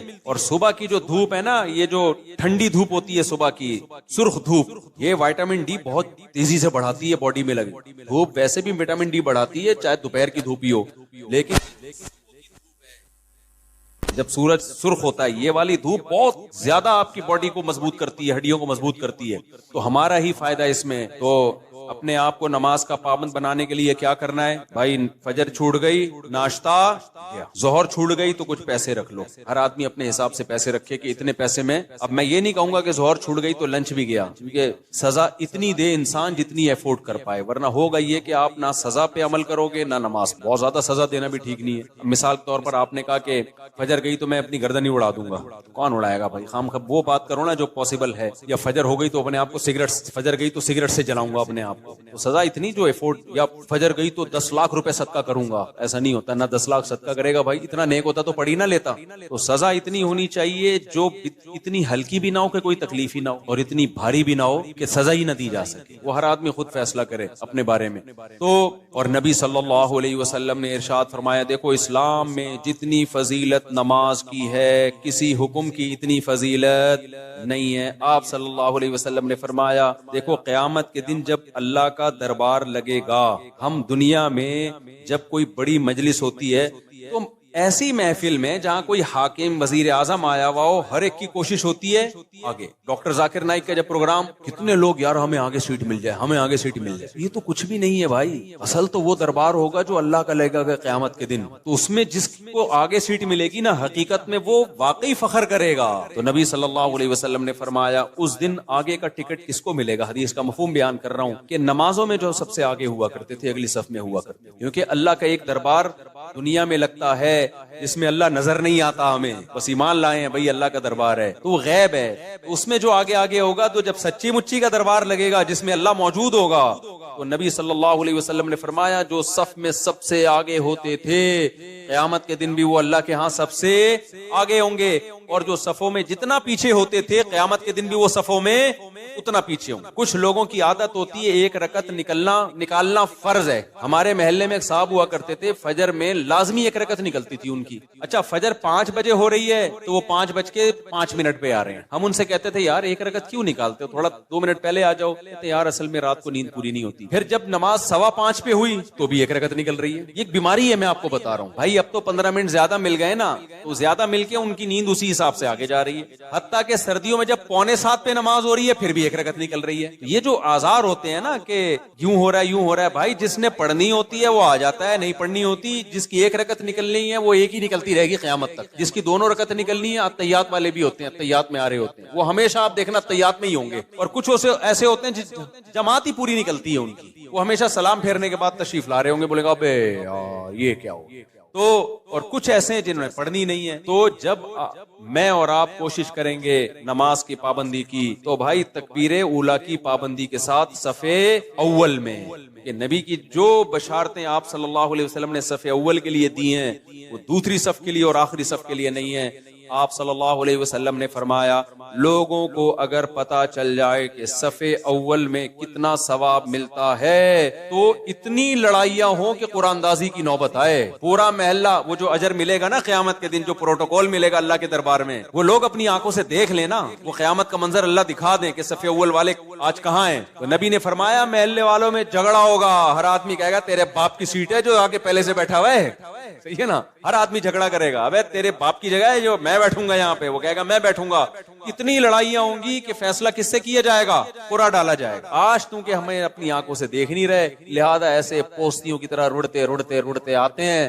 وہ بالکل پیچھے بیٹھے، آگے جگہ بھی ہوتی ہے تو کوشش کرتے ہیں پیچھے ہی کھڑے رہیں، کیونکہ تاکہ نکلنے میں آسانی ہو، سلام امام پھیرے اور فوراً بھاگ سکیں. تو وجہ اس کی ہے کہ بھائی اللہ فرماتے ہیں فلا تعلم نفس ما اخفی لهم من قرۃ اعین، کسی نفس کو خبر نہیں ہے ہم نے اپنے نیک بندوں کے لیے آنکھوں کی ٹھنڈک کا کیسا سامان چھپا کے رکھا ہے. تو جو نیک بندوں کے لیے آنکھوں کی ٹھنڈک کا اللہ نے سامان چھپایا ہے، اللہ وہ اگر دکھا دے تو میرے بھائی پھر ہمیں ان تقریروں کی ضرورت نہیں رہے گی. ہم میں سے ہر شخص کوشش کرے گا نماز میں پہلے سے آئے. اچھا جن کو پہلے آنے کی عادت ہوتی ہے نا، ان کو پھر سکون ہی نہیں ملتا بعد میں آنے سے. ہم اپنی مسجد میں دیکھ رہا ہوں، مجھے یہاں 18 سال ہو گئے، 18 سال ہو گئے مجھے یہاں. تو میں 18 سال سے جن کو دیکھ رہا ہوں نا 10 منٹ پہلے آتے ہیں وہ نماز میں. آج بھی وہ نماز میں 10 منٹ پہلے آتے ہیں، حالانکہ وہ بوڑھے ہو گئے، ہارٹ کے مسائل، شوگر کے مسائل، پیسیوں بیماریاں بے ساکیوں سے آ رہے ہوں گے، لیکن آئیں گے 10 منٹ پہلے ہی. کیوں؟ وہ کہتے ہیں یار یہ کیسی نماز ہے، سکون تو جب ہی ملتا ہے پہلے سے آگے بیٹھو، سنتیں آرام سے پڑھو. ایسے بھی یہاں بزرگ تھے جو گھٹنے جواب دے گئے لیکن آ رہے ہیں 15، انتقال ہو گیا ان کا، اللہ مغفرت فرمائے. پھر جب میں ان کی عیادت کے لیے گھر گیا تو کہتے ہیں بھائی مفتی صاحب بس اتنی دعا کرو کہ جو مسجد کی جماعت ہے نا وہ نہ، کیونکہ ساری زندگی ہم نے صف اول میں نماز پڑھی ہے، اب کوئی غم نہیں ہے سوائے اس کے کہ مسجد کی جماعت چھوٹ گئی، ہم سے جماعت چھوٹ گئی. یہ نشہ ہے میرے بھائی، سمجھ رہے ہو؟ صف اول میں نماز پڑھنے کا کیا ہے؟ یہ نشہ ہے، جس کو لگ جائے بڑھاپے میں بھی نہیں چھوٹتا. ہمارے حضرت مفتی رشید احمد صاحب بھی بہت زیادہ تکبیر اولا کے پابند تھے، آخری عمر میں ان کے بھی کو بھی ظاہر ہے ایک ایج ہوتی ہے. تو جب وہ نیچے آتے تھے نا نماز پڑھنے کے لیے اتنا خوش ہوتے تھے، کہتے تھے یہ اللہ کا اتنا بڑا فضل ہے کہ نماز نہیں چھوٹ رہی مجھ سے. جن کو نشہ ہو جائے ان سے پھر یہ صف اول نہیں چھوٹتی. تو ایسا نشہ پیدا کر دو اپنے اندر. نشہ کب ہوتا ہے؟ جب عادت پڑ جائے نا، لت پڑ جائے. صف اول کی عادت ڈال. رمضان میں ہم دیکھتے ہیں جن کو تراویح میں صف اول میں تراویح پڑھنے کی عادت ہے نا، 15 منٹ پہلے آئیں گے، اپنا رومال ومال بچھایا، بیٹھ گئے وہاں. کیوں؟ کہتے ہیں یار مزہ ہی نہیں ہے پیچھے کھڑے ہو کے نماز پڑھنے. اور یہ لوگ زیادہ سکون سے نماز پڑھ لیتے ہیں. اور جو کنفیوز ہوتے ہیں آج پڑھنی ہے کہ نہیں پڑھنی، تو وہ آئے گا، پہلے بیٹھے گا، پیچھے وضو میں بیٹھا رہے گا، نلکا کھول کے ہاتھ صاف کرتا رہے گا ایسے، پھر کوئی باتیں کرے گا، پھر پیچھے ٹیک لگا کے بیٹھ جائے گا، چلو 2-4 رکعتیں نکل جائیں کیا ہیں، پھر ایک آدھ رکعت میں رکوع میں جب امام جائے گا تو شامل ہو جائے گا. تو اس سے آپ کا دل ہی نہیں لگے گا نماز میں. تو کام وہی اچھا ہوتا ہے جو پابندی کے ساتھ اور مکمل فوکس بنا کے کیا جائے. نبی صلی اللہ علیہ وسلم نے ہر چیز میں احسان کا حکم دیا. پتہ ہے آپ کو احسان پتہ ہے کسے کہتے ہیں؟ ایکسیلنسی. جو کام کرو خاندانی طریقے سے کرو. ہم جو بھی کام کرتے ہیں پتہ ہی نہیں چل رہا ہوتا کہ کرنا چاہتا بھی ہے کہ نہیں چاہتا. وہ شادی والی بات ہے، نہیں کرو بھائی دوسری شادی، کرنا ہے تو پھر کرو خاندانی طریقے سے، ایسی کی تیسی. کل بھی ایک کیس آیا نا، اصل میں کیس ہی یہی آ رہے ہیں آج کل. کیا کریں؟ کیس آیا کہ وہ شادی کر لی ہے، اب اس پہ دباؤ ڈال رہے ہیں، طلاق دے دو طلاق دے دو، اور وہ لڑکی والے اس کے سر پہ دوسری کو دے دو. تو میں نے کہا کرنا ہی نہیں تھا، جب دم نہیں تھا، جب کر لیا تو بولا جاؤ تمہاری ایسی. اب میں نے کہا اگر ڈر گیا نا، کنفیوز ہو گیا یار دوسری کو چھوڑوں نہیں چھوڑوں، میں نے کہا اس سے ڈپریشن میں جائے گا. کام تو کر لیا، اب بول بھائی میرے ٹکڑے کر دو، مجھے بم سے اڑا دو. میں نے کہا اس میں سکون ملے گا. میں نے کہا دیکھو میں تمہیں سمجھا رہا ہوں سکون مل رہا ہے نا؟ کہتے ہیں ہاں مل رہا ہے. میں نے کہا اس سے مطلب یہ سکون اسی میں ہے. ہو گیا ایسی کی تیسی. ہم لوگ بولیں گے 2 نمبر ہے، بولے ہم 2 نمبر ہیں. لوگ بولیں گے برا آدمی، بولے ہم ہیں. ہم کم میں کب کام ہے، بہت نیک آدمی. تو جو بھی کام ایکسیلنسی کے ساتھ ہوتا ہے. صحابہ کرام جب نماز پڑھا کرتے تھے کتنے خشوع و خضوع سے پڑھا کرتے تھے، تبھی نمازوں میں ان کو مزہ آتا تھا. ہم نماز پڑھ رہے ہوتے ہیں، مسجد کی طرف آ رہے ہوتے ہیں، ایسے جیسے قبر سے مردے کو اکھاڑا جا رہا ہے، بستر سے ایسے اٹھتے ہیں. مسجد میں ایسے آتے ہیں جیسے پولیس جیل کی طرف لے کے جا رہی ہے. پھر وہاں بیٹھے ہوتے ہیں، بار بار کبھی یوں کر کے دیکھ رہے ہیں، کبھی پیچھے مڑ مڑ کے امام کو دیکھ رہے ہیں کہ آ کیوں نہیں رہا. بھائی تمیز سے منہ نیچے کرے بیٹھ جاؤ، 30 سیکنڈ لیٹ ہو جائے گی نا نماز زیادہ زیادہ. پھر سلام کے بعد فوراً ایک دم نا ایسے جیسے توے پہ بٹھایا ہوا ہے، ہلنا شروع ہو جائے گا. اٹھوں کیسے میں یہاں سکون سے؟ نبی صلی اللہ علیہ وسلم نے فرمایا جتنی دیر انسان نماز کے انتظار میں ہوتا ہے اللہ کی ہاں اتنی دیر نماز ہی کی حالت میں ہوتا ہے. اس کو نماز کا ثواب ملتا رہتا ہے، اس کو نماز کا ثواب ملتا رہتا ہے. اور جتنی دور سے چل کے آئے گا، آپ صلی اللہ علیہ وسلم نے فرمایا ہر قدم پہ اللہ ایک نیکی دیں گے اور ایک گناہ اس کا معاف کریں گے. اتنے فضائل ہیں میرے بھائی نماز پڑھنے کے. نبی صلی اللہ علیہ وسلم نے فرمایا، کیا پیاری حدیث ہے یار، اس سے تو بڑا مزہ آتا ہے. نبی نے فرمایا کہ میری امت قیامت کے دن اپنی چہروں کی سفیدی سے پہچانی جائے گی، کیونکہ اتنا وضو کیا ہوگا نا اس نے زندگی میں. جو 15 سال کی عمر سے نماز پڑھ رہا ہے، 15 دفعہ روزانہ دن میں منہ دھوتا ہے کہ نہیں دھوتا. اور یہ وہ منہ کا واش کرنا نہیں ہے جو گورے واش کرتے ہیں، یہ عبادت کے طور پہ منہ کا دھونا ہے. یہ جو ہم چہرہ دھوتے ہیں دن میں 15 دفعہ، بازو دھوتے ہیں دن میں 15 دفعہ، پاؤں دھوتے ہیں دن میں 15 دفعہ، 3 دفعہ دھویا جاتا ہے نا. تو یہ صرف واشنگ نہیں ہے کہ سروس ہو رہی ہے آپ کی، یہ دھونا بطور عادت ہے یا عبادت کے طور پر ہے؟ بتاؤ. یہ عبادت کے طور پہ دھویا جا رہا ہے، منہ اللہ نے حکم دیا. تو آپ سوچو جس نے 40 سال 50 سال اللہ کے حکم پہ دن میں 15 دفعہ منہ دھویا ہوگا، کیا اس کے چہرے پہ کوئی ایسی علامت نہیں ہوگی جس سے پتا چل جائے کہ اس کا چہرہ دوسرے چہروں سے بہت پاکیزہ ہے؟ کیونکہ اس بار بار منہ دھونے سے جو منہ کے گناہ ہیں، بازوؤں کے گناہ ہیں، پاؤں کے گناہ ہیں، وہ دھل رہے ہیں، ان میں روحانیت پیدا ہو رہی ہے، نورانیت پیدا ہو رہی ہے. یہ نورانیت دنیا کی آنکھوں سے نظر نہیں آتی، لیکن یہ نورانیت قیامت کے دن اللہ ایسی آنکھیں دے دیں گے جس سے لوگوں کو یہ نورانیت نظر آنا شروع ہو جائے گی. غرم محجلین، آپ نے فرمایا کہ اتنا واضح ہوں گے نا اہل اسلام قیامت کے دن، جو نمازی تھے اتنے واضح ہوں گے نا ان کے چہرے، فرمایا جیسے سارے سیاہ گھوڑے ہوں اور ان میں ایک سفید پیشانی والا گھوڑا ہو اور اس کے سفید پاؤں ہوں. گھوڑوں میں یہ بڑی خوبصورتی سمجھی جاتی تھی کہ مکمل سیاہ ہو لیکن پیشانی کیا ہو؟ سفید، اور پاؤں کیا ہو؟ سفید. صرف پاؤں میں سفیدی کے نشانے سے گھوڑے میں بڑا حسن پیدا ہوتا ہے. تو آپ نے فرمایا کہ سارے سیاہ گھوڑوں میں اگر سفید پیشانی والا گھوڑا ہوگا تو فوراً الگ پہچان ہوگی کہ نہیں ہوگی؟ ہے بھائی ایک گھوڑے ہیں، اب آپ کا گھوڑا ان گھوڑوں میں مکس ہو گیا سب کے کلر، تو آپ جا کے غور سے دیکھو گے، لیکن آپ کا گھوڑا سفید پیشانی والا تھا، باقی سارے کالے، اور پہچان جاؤ گے بھائی یہ کس کا گھوڑا ہے؟ یہ میرا. تو نبی نے فرمایا میں اپنے امتیوں کو پہچاننے میں کوئی کنفیوژن نہیں ہوگی، کیونکہ وضو کی کثرت کی وجہ سے سب کے چہرے نورانی ہوں گے، سفید ہوں گے. سب کے بازو کیا ہوں گے؟ نورانی اور سفید. جتنا ایریا وضو میں کور ہوتا ہے نا سارا سفید ہوگا. سفید کا مطلب نور نکل رہا ہوگا اس سے، نورانی چہرے ہوں گے. یہ ہلکی چیز نہیں ہے بھائی نماز کا قائم کرنا. شاعر اسلام میں سے دیکھو ہر مذہب کا کوئی خاص نشان ہوتا ہے جس سے پتہ چل جاتا ہے یہ آدمی اس مذہب سے بلونگ کرتا ہے. ہوتا ہے کہ نہیں ہوتا؟ ہندو عورتوں کے یہاں کیا ہوتی ہے؟ بولو. ٹیکا بندیا ہوتی ہے نا. جس عورت کی ہوتی ہے ہمیں فوراً پتہ چل جاتا ہے یہ کیا ہے بھائی. منہ سے بولنے پر گورنمنٹ نے پابندی لگائی ہے تو ٹھیک ہے بھائی. جس خاتون کے یہاں ٹیکا ہوتا ہے 99% چانس ہوتا ہے کہ یہ کیا ہے؟ ہندو ہے, ہندوؤں کا کلچر ہے. یہاں سلیب لٹکا ہوا ہے, فوراً پتہ چل جاتا ہے بھائی یہ کیا ہے؟ عیسائی. خاص علامات ہوتی ہیں ان کی. اور اسی طرح یہودیوں کی ایک خاص کیپ ہوتی ہے, اتنی سی کیپ یہاں رکھی ہوئی ہوتی ہے. ماشاءاللہ داڑیاں تو ایک اچھا کام کرتے ہیں, بڑی داڑھی رکھتے ہیں, چھوٹی سی یہاں کیپ ہوگی. خاص ڈریس ہوتا ہے ان کا. پہلے تو ہمیں یہودی کہیں نظر ہی نہیں آئے تھے کراچی میں. اب دنیا میں ٹریولنگ ہوتی ہے تو بہت سارے, میں بعض دفعہ دم کروانے جانے لگا تھا, میں نے لگ رہا ہے بخاری کے کوئی استاذ بیٹھے ہوئے. اتنے داڑھی کی وجہ سے ویسے چہرہ تو نورانی ہو ہی جاتا ہے, اتنی بڑی بڑی داڑھی. امریکہ میں اور کینیڈا میں تو جاپان میں بھی میں نے دیکھے. تو میں سمجھا کہ کوئی بخاری پڑھانے والے مدرسے کے استاد ہیں. میں نے کہا جا کے دم کراتا ہوں. انہوں نے کہا رکھ کے چماڑ لگے گا, دم نہیں کرا بھائی یہ یہودی. تو ہانگ کانگ میں دیکھے ہم نے اتنی بڑی بڑی داڑھیوں والے یہودی. تو اس لیے میں غامدی صاحب سے کہتا ہوں کہ یہودیوں سے عبرت حاصل کرو. یہودیوں کا مذہب اتنا پرانا, پھر بھی داڑھی کا انکار نہیں کیا اب تک انہوں نے. اتنے لبرل, اتنے سیکولر ہو گئے کیونکہ تورات میں داڑھی لکھی ہوئی ہے. موسیٰ علیہ السلام کی تعلیمات میں تھا داڑھی بڑھاؤ. تو کتنا کچھ یہودیوں نے اپنے دین کو چینج کر لیا, داڑھی اپنے مذہب سے نہیں نکال سکے. اور ہمارے مسلمان اسکالر, جبکہ ہمارے پاس نبی کی بخاری مسلم کی صحیح حدیثیں, آف اللحا, داڑیاں بڑھاؤ. خود نبی کی داڑھی, اور حکم دیا جا رہا ہے رکھو نہیں بڑھاؤ. ابھی کم از کم ایک مٹھی واجب ہے, اس لیے کہ بڑھانے کا حکم ہے. اگر ایک مٹھی سے بھی کم ہوگی تو بڑی بھی تھوڑی ہوگی. پھر وہ اہل حدیث تو اس کی ظاہر پر عمل کرتے ہیں کہ بھائی بڑھاؤ. اچھا اس میں لوگ اہل حدیثوں کا مذاق اڑاتے ہیں, اتنی بڑی بڑی داڑیاں. میں کہ تم مذاق مت اڑاؤ. وجہ اس کی ہے کہ بہرحال وہ کس کا سہارا لے رہے ہیں؟ حدیث کا سہارا لے رہے ہیں. آف اللحا, کیونکہ کسی صحیح حدیث میں ہمیں داڑھی چھوٹی کرنے کا حکم نہیں ملتا. تو اس لیے اب کسی کا مذاق اڑانا اس بیس پہ کہ وہ بڑی داڑیاں رکھ رہے ہیں اور یہ غلط ہے بھائی. وہ اس میں سہارا کس کا لے رہے ہیں؟ نبی کی حدیث کا. آف اللحا, چھوڑ دو اپنے حال پہ. ہم عبداللہ بن عمر کے قول سے استدلال کرتے ہیں, ان کے عمل سے, کہ وہ ایک مٹھی سے زیادہ کاٹ دیا کرتے تھے اور صحابہ نے کسی پر ان پر اعتراض نہیں کیا. تو یہ گنجائش ہے. تو لیکن نص تو ہے نا بہرحال ان کے پاس, اس میں مذاق نہیں بنتا کہ آپ مذاق اڑانا شروع کر دیں یا کسی کی نیت پہ شک کرنا شروع کر دیں. بہرحال اسلام میں حکم داڑھی کاٹنے کا نہیں ہے, کس کا ہے؟ بڑھانے کا. تو غامدی صاحب نے کیا انکار کر دیا کہ ایکچولی کلچر تھا. بھائی کلچر تھا تو نبی آرڈر کیوں دے رہے ہیں؟ نبی ان کا کلچر تو عربوں کا کھجور کھانا بھی تھا, تو آپ نے کھجور کھانے کے آرڈر دیے ہیں. کہ عربوں کا کلچر تھا لنگی پہننے کا, آپ نے کہیں لنگی کا آرڈر دیا ہمیں؟ عربوں کا کلچر تھا گدھے کی سواری کا, تو آپ نے آرڈر دیا ہمیں گدھے کی سواری کرو؟ بھائی بطور مذہب اور بطور دین کے داڑھی بڑھانے کا آپ نے حکم دیا ہے, کیونکہ آپ نے فرمایا 10 چیزیں پیغمبروں کی فطرت ہیں. تو فطرت کی مخالفت تغییر خلق اللہ کہلاتی ہے. ان میں داڑھی بڑھانا, مونچھیں گھٹانا, بغلوں کے بال صاف کرنا. کیا بغلوں کے بال صاف کرنا آپشنل ہے؟ کیا کرو نہ کرو آپ کی مرضی. نہ کاٹنے پڑیں گے آپ کو. ناخن کاٹنا, یہ سب ایک ہی حدیث کا حصہ ہیں. جیسے ناخن کاٹنا واجب ہے, آپشنل نہیں ہے. بغلوں کے بال صاف کرنا اس حدیث کی روشنی میں واجب ہے, آپشنل نہیں ہے.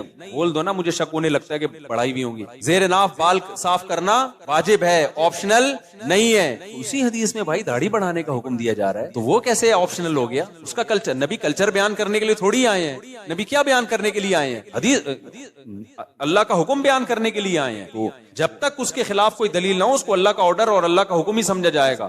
یہودیوں نے اپنے مذہب سے داڑھی نہیں نکالی, یہ مذہب کا آرڈر. سکھوں سے عبرت حاصل کرو. جب میں کینیڈا کے ایئرپورٹ پہ اترا ہوں, مجھے اتنی بڑی بڑی داڑھیوں والے سردار نظر آئے. حالانکہ ایئرپورٹ پہ وہ جاب کر رہے ہیں, کوئی مینیجر ہے, کوئی پائلٹ ہے, داڑھی سب نے رکھی. 99 جو میرا تجزیہ غلط بھی ہو سکتا ہے, کیونکہ ہو سکتا ہے جنہوں نے داڑھی کاٹی ہوئی مجھے پتہ ہی نہ چل رہا ہو کہ یہ سکھ ہے یا کچھ اور, انہوں نے رکھی ہوئی ہے. وہ اپنے مذہب کو نہیں چھوڑتے. شرم سے ڈوب مرنے کا مقام ہے میرے بھائی, پھر ہم لوگ کے لیے کیا خیال. اور غامدی صاحب نے تو انکار ہی کر دیا. ہمارے تو پیغمبر دیکھو, یوسف علیہ السلام سے زیادہ کوئی خوبصورت تھا, لیکن آپ کی بھی کیا تھی؟ داڑھی. اور جمال میں سب سے زیادہ جمال اللہ, حسن الگ چیز ہے, جمال الگ چیز. حسن میں سب سے بڑا درجہ یوسف علیہ السلام کا, لیکن جمال جو حسن کے سے اوپر کی چیز ہے, وہ جمال سب سے زیادہ اس کائنات میں نبی صلی اللہ علیہ وسلم کو اللہ نے دیا ہے. یہ حدیث سے ثابت ہے.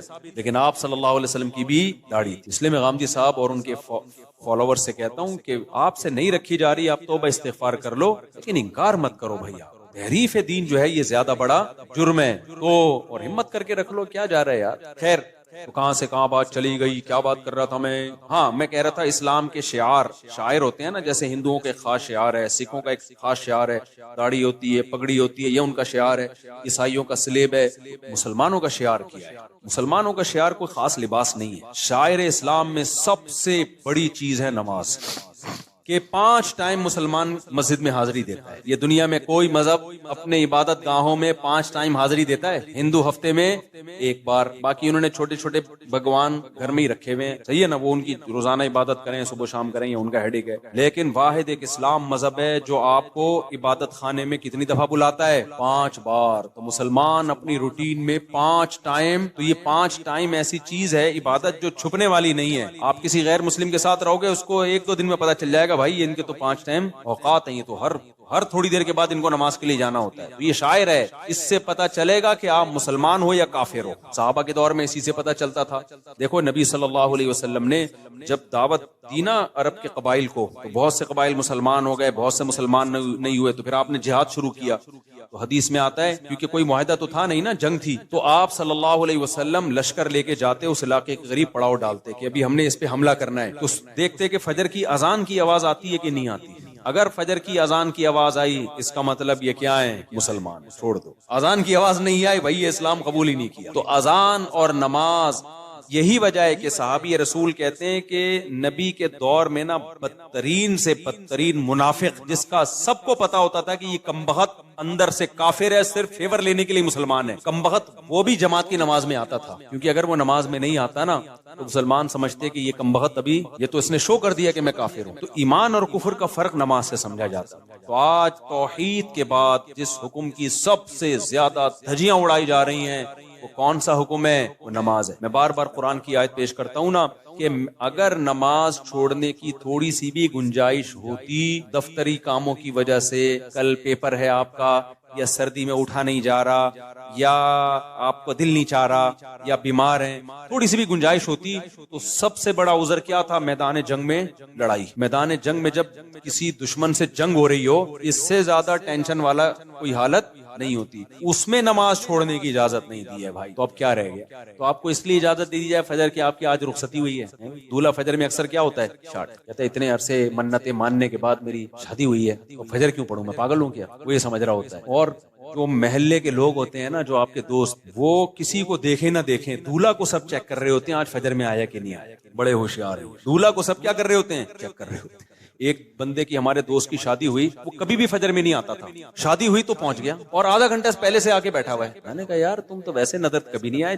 نماز پڑھتا تھا لیکن جماعت نکل جاتی تھی، نماز پڑھتا تھا مگر جماعت نکل جاتی. میں نے کہا یا تو پورے سال پڑھ رہے ہوتے، اس سال اس رات کو بھی آ جاتے، ہم کہتے چلو یار ہمت کی اس نے. پورے سال کبھی میں نے آپ کو مسجد میں دیکھا نہیں، یعنی نماز پڑھتا تھا جماعت کے بعد آ کے، اور آج آپ آدھے گھنٹے سے آئے ہوئے ہو. کہتے یار سویا ہی نہیں ہوں. تو میں نے کہا نیند ہی نہیں آئی خوشی سے نا، خوشی سے نیند آئی نہیں ہے. تو اب میں نے کہا چلو آج پہلی دفعہ جماعت سے نماز پڑھ کے ریکارڈ کر.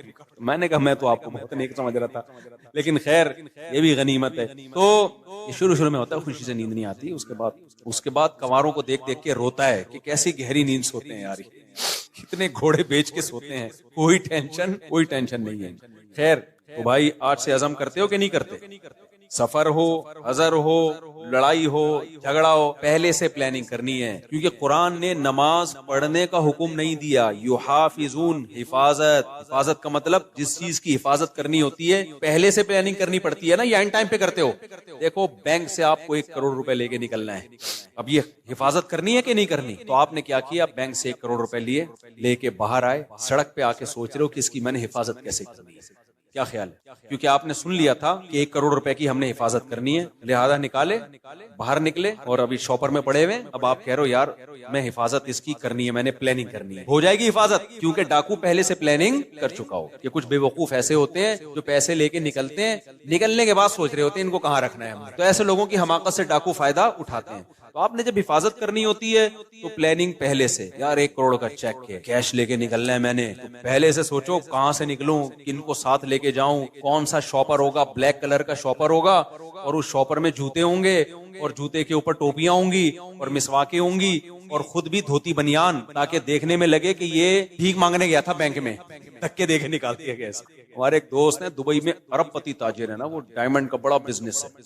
وہ لوگ ڈائمنڈ لے کر آتے ہیں افریقہ سے، افریقہ میں ڈائمنڈ نکلتا ہے نا، وہاں بڑی لڑائی ہے، اتنے سے ڈائمنڈ کروڑوں روپے کا ہوتا ہے. میں نے کہا لاتے کیسے ہو؟ کہتے ہیں بھائی بڑی محنت کرنی پڑتی ہے، ہم جاتے ہیں. حالانکہ اتنا بڑا تاجر ہے وہ دبئی میں، اس کی بہت میں نے جا کے دیکھا اس کا بزنس. تو کہتے ہیں ہم ایسے جاتے ہیں افریقہ کے جہاں پر یہ ڈائمنڈ نکلتا ہے نا, ہم دھوتی پہنتے ہیں, اوپر پھٹا ہوا بنیان, ایسے لگتا ہے کہ بیچارے کو 2 ٹائم سے کھانے کو روٹی نہیں ملی. کہہ رہے ہیں ایسے جا رہے ہوتے ہیں خراما خراما, بالکل غریبوں والا, لوگ سلام کر رہے ہوتے ہیں, ہو سکتا ہے کوئی 5 روپے ڈال دیتا ہو جیب میں, یار یہ میری طرف سے, منہ بھی ایسا بناتے ہیں لگے کہ کبھی کھانے کو ملا ہی نہیں ہے. اور کہتے ہیں جو اگلا ہوتا ہے نا جو ہمیں ڈائمنڈ دیتا ہے وہ بھی ایسا ہی ہو, اسے دیکھ کے بھی کوئی یہ نہیں کہہ سکتا کہ اس کی دھوتی میں ڈائمنڈ رکھا ہوا ہے. ایسے کہتے ہیں پارسل ہوتا ہے, وہاں سے آتا ہے, یہاں سے لیا کسی کو, کیونکہ اگر یہ جائے نا لینڈ کروزر میں بیٹھ کے 3 پیس سوٹ اور ٹائی میں, تو ڈاکوؤں کو پتہ چل جائے گا کہ یہاں خربوزے خریدنے نہیں آیا ہے.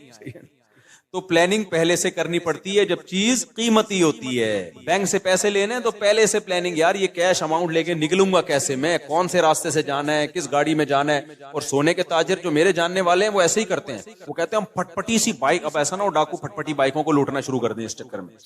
یار ہم جب زیادہ گولڈ لے کے جاتے ہیں ایسی پٹپٹی سی بائک ہوتی ہے اور بالکل ہی ایسے ہولیا ہوتا ہے, جا رہے ہوتے ہیں, کوئی بھی نہیں روکتا ہمیں.